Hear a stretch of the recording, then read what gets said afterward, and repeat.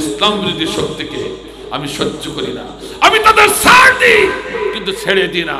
ওরা বাড়তে বাড়তে যখন সীমা লঙ্ঘন করবে তখন এর আমি বিড়ালের মতো কান ধরে টেনে নিয়ে। আপনাদের বাড়িতে অনেকের বাড়িতে বিড়াল আছে, পোষা বিড়াল। পোষা বিড়াল আমি নিজে দেখেছি। পোষা বিড়াল ইঁদুর যদি ধরে আগে খায় না, ধরে খায় না, মনিবীর সম্মুখে নিয়ে আসে।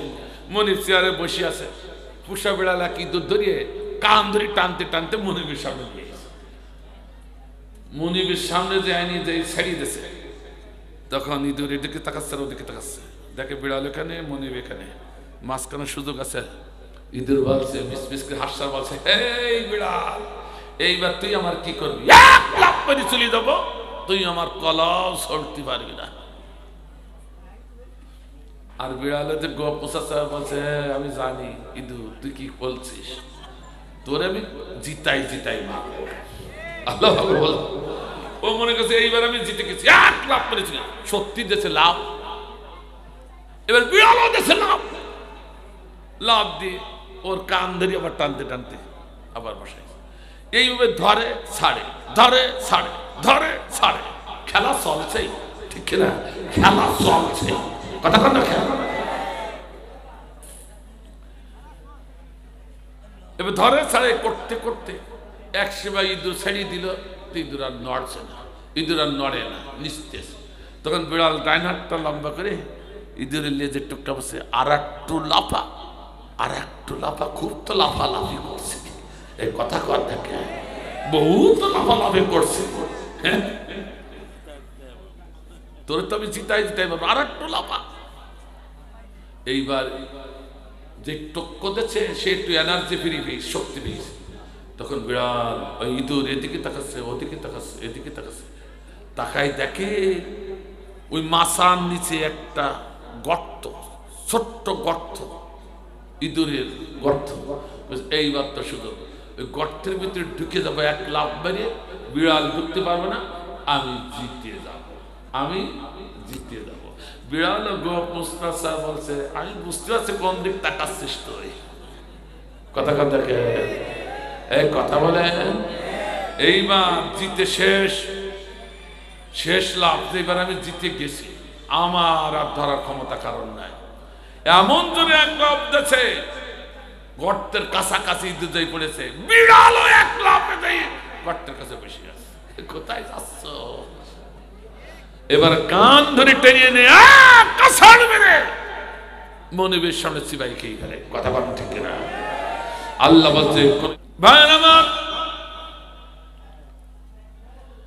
আল্লাহ বলে জিন এবং মানুষ জাতিকে সৃষ্টি করেছি আমার ইবাদতের জন্য। কার ইবাদতের জন্য? ইবাদত কাকে বলে? বিসমিল্লাহর বাদ থেকে নাসির সিন পর্যন্ত কোরআনের সমস্ত অবকাঠামো, সমস্ত আইনগুলো মেনে নেওয়ার নামই হলো ইবাদত। আফাতুমিনুনা বিবাদিল কিতাব ওয়া তাকফুরুনা বিবাদ, তুমি কোরআনের কিছু আইন মানবা আর কিছু আইন ছাড়বা, তুমি কোনোদিন আমার গোলাম হতে পারবা না। 70,000 রশি জড়াবে কোথায়? ওরে ভাই,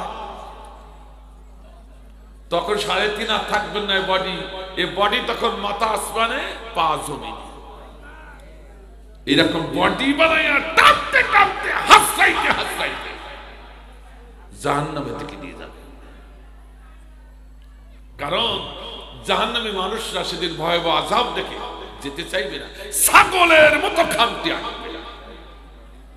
ছাগল দেখবেন যখন বৃষ্টি হচ্ছে, এই সময় কোনো মা কোনো বোন যদি কোঠার থেকে ছাগল বের করতে চায়, ছাগল দুটি বার সম্মুখে দিয়ে ঝুল খেয়ে পড়বে আর মাতার নাড়াবে, আবার কল্লা ছিঁড়ে যাবে, তা কোঠার থেকে বের হবে না। কথা কার? ঠিক জাহান্নামী মানুষগুলো এরকম অবস্থা। আমার ভাইরা, আর একটি দল চলে আসলো, আল্লাহ বিচার করে বললেন ওয়াসিকাল্লাযীনা তাকাউ রাব্বাহুম ইলাল জান্নাতি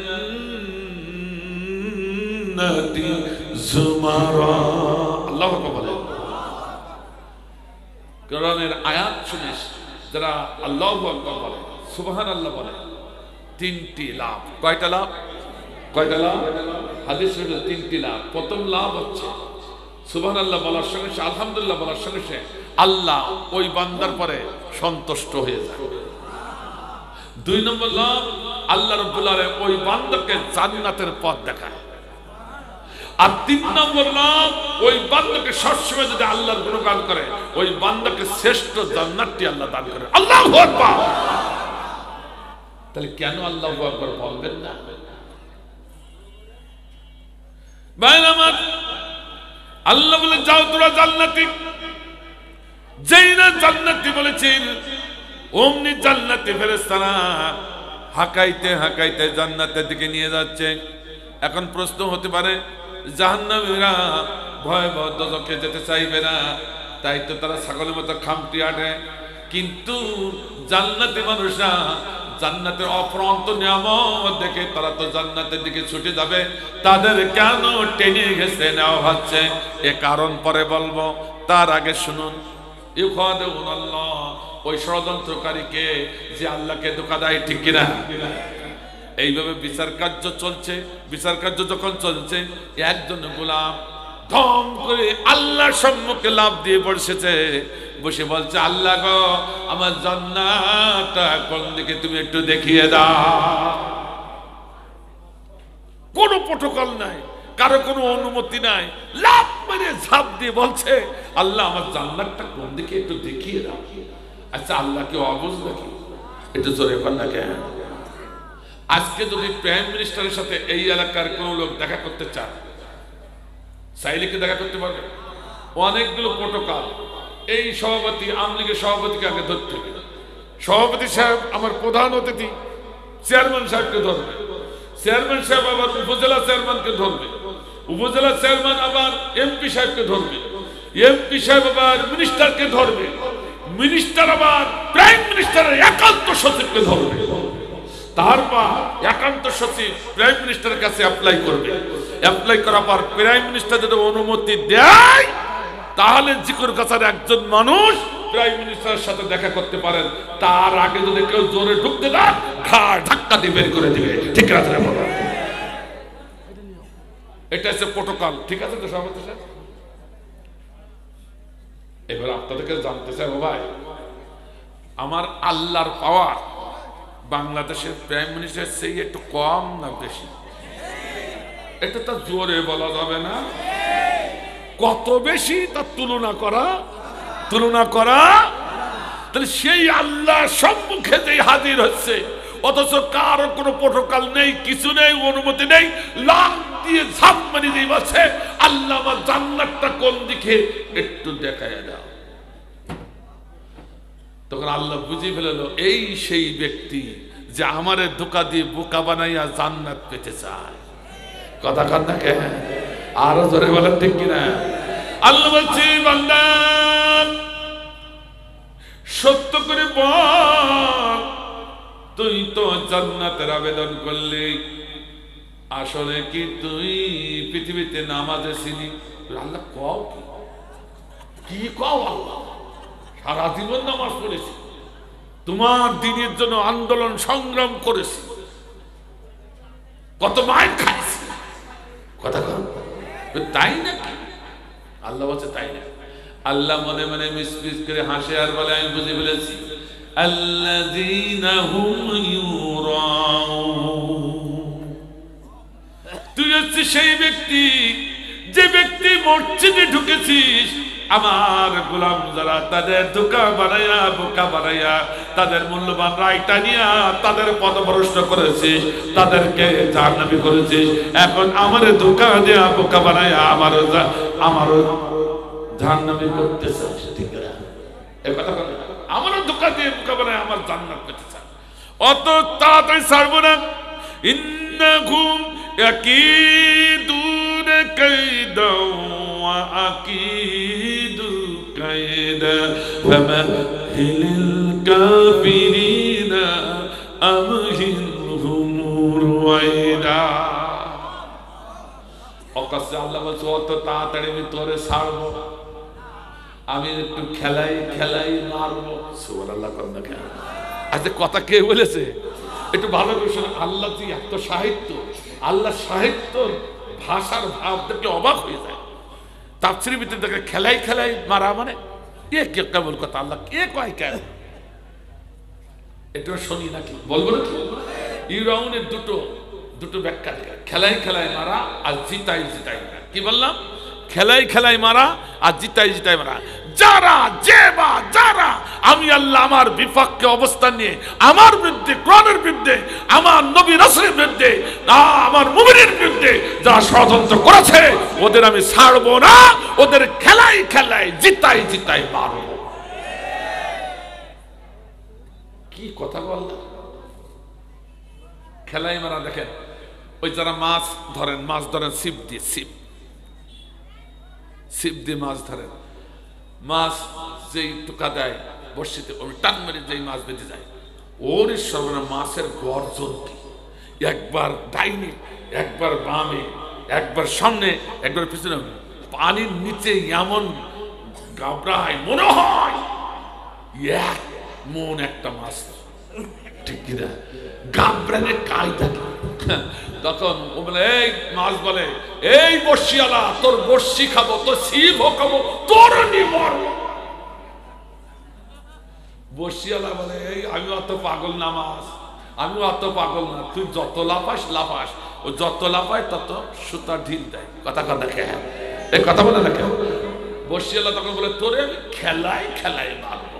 আল্লাহ বলেন, আল্লাহ বলেন, আল্লাহ এখানে বলছেন তোরে আমি খেলাই খেলাই মারবো। এইবার কি হলো? লাফালাফি ঝাপাঝাপি করতে করতে এক সময় নড়েও না চড়েও না, আস্তে আস্তে মাছ ভেসে ওঠে।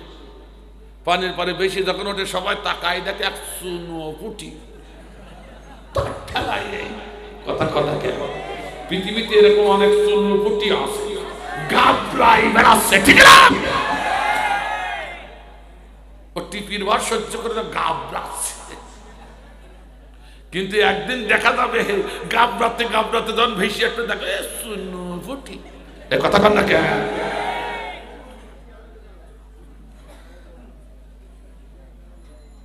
আর জিতাই জিতাই মারা, তাও একটু শোনে, দুটো অর্থ। জিতাই জিতাই মারা। আমার ভাইজান, ওই বিড়াল, আপনাদের বাড়িতে অনেকের বাড়িতে বিড়াল আছে, পোষা বিড়াল। পোষা বিড়াল আমি নিজে দেখেছি। পোষা বিড়াল ইঁদুর যদি ধরে আগে খায় না, দরিদ্র খায় না, মনিবের সম্মুখে নিয়ে আসে। মনিব চেয়ারে বসে আছে, পোষা বিড়াল এক ইঁদুর ধরিয়ে কান ধরে টানতে টানতে মনিবের সামনে নিয়ে গেছে। মনিবের সামনে যে আইনি যে ছাড়িয়ে দিয়েছে, তখন ইঁদুর এদিকে তাকাচ্ছে, ওদিকে তাকাচ্ছে, দেখে বিড়াল এখানে, মনিব এখানে, মাঝখানে সুযোগ আছে। ইঁদুর বলছে, মিসমিস করে হাসার বলছে, এই বিড়াল, এইবার তুই আমার কি করবি? এক লাফ করে চলে যাবো, তুই আমার কলাও সরতে পারবি না। আর বিড়ালে যে গপ পোষাচ্ছে বলছে, আমি জানি ইঁদুর তুই কি বলছিস, তোর আমি জিতাই জিতাই মারবো। আল্লাহ বল, ও মনে করছে এইবার আমি জিতে গেছি, এক লাফ করেছি, সত্যি দেশে লাভ। এবার বিড়ালও দেশে লাভ, লাভ দিয়ে ওর কান ধরে আবার টানতে টানতে আবার বসাই। এইভাবে ধরে ছাড়ে, ধরে ছাড়ে, ধরে ছাড়ে, খেলা চলছেই, ঠিক না? খেলা চলছে, কথা কন না? খেলা এবার ধরে ছাড়ে করতে করতে এক সময় ইঁদুর ছেড়িয়ে দিল, ইঁদুর আর নড়ছে না, ইঁদুর আর নড়ে না, নিস্তেজ। তখন বিড়াল ডাইন হাতটা লম্বা করে ইঁদুরের লেজের টুকটা বসে আর একটু লাফা, আর একটু লাফা, খুব তো লাফালাফি করছে। এই কথা কর দেখে, বহুত লাফালাফি করছে। হ্যাঁ, তোর তো আমি জিতাই জিতাই পারবো, আর একটু লাফা। এইবার যে টক্ক দিচ্ছে সে একটু এনার্জি ফিরে পেয়েছে, শক্তি পেয়েছে। তখন বিড়াল ওই ইঁদুর এদিকে তাকাচ্ছে, ওদিকে তাকাচ্ছে, এদিকে তাকাচ্ছে, তাকাই দেখে ওই মাছার নিচে একটা গর্ত, ছোট্ট গর্ত, ইঁদুরের গর্ত। এইবার তো শুধু ওই গর্তের ভিতরে ঢুকে যাবো, এক লাফ বেরিয়ে, বিড়াল ঢুকতে পারবে না, আমি জিতে যাব, আমি জিতে যাব। বিড়াল গপ মুস্তাসা বলছে, আমি বুঝতে পারছি কোন দিক তাকাচ্ছিস তুই। কথা দেখে, এই কথা বলে। এইবার জিতে শেষ, শেষ লাভ, এবার আমি জিতে গেছি, আমার আর ধরার ক্ষমতা কারণ নাই। এমন জোরে এক লাফ দিয়েছে, গর্তের কাছাকাছি দুজই পড়েছে, বিড়ালও এক লাফে দিয়ে গর্তের কাছে বসে আছে। কোথায় যাচ্ছ? এবার কান ধরে টেনে এনে কাছাড় মেরে মনিবের সামনে চিবাই খেয়ে গেলে। কথা বলেন ঠিক না? আল্লাহ বলছে কোন ইসলাম বিরোধী শক্তিকে আমি সহ্য করি না, আমি তাদের ছাড় দিই কিন্তু ছেড়ে দিই না। ওরা বাড়তে বাড়তে যখন সীমা লঙ্ঘন করবে, তখন এর আমি বিড়ালের মতো কান ধরে টেনে নিয়ে কাছাড় আঘাত করলাম। প্রথমবার আঘাত মাথা দমে না, দ্বিতীয়বার আঘাত মাথা দমে না, তৃতীয়বার এমন জোরে আঘাত করলো, বিকট একটা শব্দ হয়ে ওই ইসলাম বিরোধী বুদ্ধিজীবীর মাথাটা সোজা হয়ে দাঁড়াই থাকলো, দমাতে পারলো না। এবার চিন্তা করলো সর্বনাশ, মাজা দমিয়ে যখন রুকু করতে পারলাম না, এখন আল্লাহ তাদের জিজ্ঞাসা করে কে জবাব দেব? সঙ্গে সঙ্গে ওই ওই ইসলাম বিরোধী বুদ্ধিজীবী চিন্তা করলো, আল্লাহ বড় মরেছি, অন্তত সিজদায় পড়ে যায়, নাক আর কমরটা লাগাই দেবো, সিজদায় পড়ে মাটিতে লাগাই দিয়ে আল্লাহকে বলো, আল্লাহ এই যে সিজদা করলাম, নাক লাগালাম, তার খাতিরে তুমি আমারে ক্ষমা করে দাও। অমনি জমিনে পড়ার জন্য নিজের শরীরের পরে আঘাত করলাম। প্রথমবার আঘাতে কিছু হলো না, দ্বিতীয়বার আঘাতও নড়লো না জমিনে, তৃতীয়বার এমন জোরে শরীরে আঘাত দিল জমিনে পড়ার জন্য, বিকট একটা শব্দ হয়ে শরীরটা লড় শলাকার মতো জমিনে পরে দাঁড়িয়ে থাকলো। আল্লাহ এসে হাজির, এই বান্দা নামাজ পড়তে বললাম আর দাঁড়ায় থাকবে কেন? আল্লাহ পারছি না। সত্য করে বল, তুই কি পৃথিবীতে নামাজ কায়েম করেছিলি? পৃথিবীতে আমার জমিনে আমার দিন কায়েমের আন্দোলন করেছিল? হ্যাঁ হ্যাঁ আল্লাহ করিলাম। এখনো মিথ্যে কথা, কথা কথা, হ্যাঁ এখনো মিথ্যে কথা। আল্লাহ ওরা কথাই কথাই মিথ্যা বলে। এর লোক আছে কিনা? এর জোরে কথা কেন? কথাই কথাই মিথ্যা। মিথ্যাটা যেন ওদের কাছে সত্যই পরিণত হয়েছে। ওরাই হলো ইসলাম দিল যারা কথাই কথাই মিথ্যা বলে। কে বলছে কথা? বিবাহ কান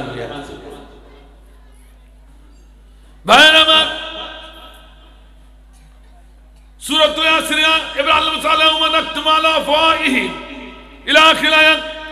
এবার আল্লাহ কি করে মুখের পারে সিল মেরে দিবেন, মোর মেরে দিয়ে হাত পায়ের কাছে জিজ্ঞাসা করবেন, এ হাত বলে দেখ। হাত বলবে আল্লাহ গো, এই হাত দিয়ে ইসলামের বিপক্ষে ঘুষাঘুষি করিয়াছে, ইসলামের পক্ষের মানুষদের লাঠি ধরিয়ে ধরিয়ে মাই দিয়েছে। বলতে পারবে না হাত? এই কথা বল না কেন? এজরে কর না কেন? এই বাদে হেঁটে হেঁটে নাচ গান, শাহরুখ খানের ডান্স, ক্যাটরিনা কাইফের ডান্স, অপু খানের নাচ, হেঁটে হেঁটে যেই দেখেছে এই কয় পাদে হেঁটে কোরআনের মাহফিলে যায় নাই। কথা বলতে পারবে কিনা? প্রতিটা অঙ্গ প্রত্যঙ্গ কাছে আল্লাহ জিজ্ঞাসা করবেন। সেদিন জিজ্ঞাসা করার পর আল্লাহ এইবার হুকুম করবেন, বান্দা রে এইবার তোর খেলা নেই, তুই সাথ নে, যোগ যোগ, এবার সাথ নে। আমার বিরুদ্ধে ষড়যন্ত্র, আমার ইমানদার মুমিনদের বিরুদ্ধে ষড়যন্ত্র করে তাদেরকে বোকা বানাইয়ে তুই চেয়ারম্যান, মেম্বার, মিনিস্টার, এমপি হয়ে এসেছিস, আর আজকে আমারে ধোঁকা দিয়ে বোকা বানাইয়া জান্নাত পেতে চান। এবার যোগ, জাহান্নামের স্বাদ গ্রহণ কর। কথা কার? শেষ ফয়সালা হবে তার, জাহান্নাম। আল্লাহ রাব্বুল আলামিন আমাদেরকে এই সঠিক বুঝটা দিয়ে চলার তৌফিক দান করুন। আমিন। আর জোরে বলুন আমিন। আমার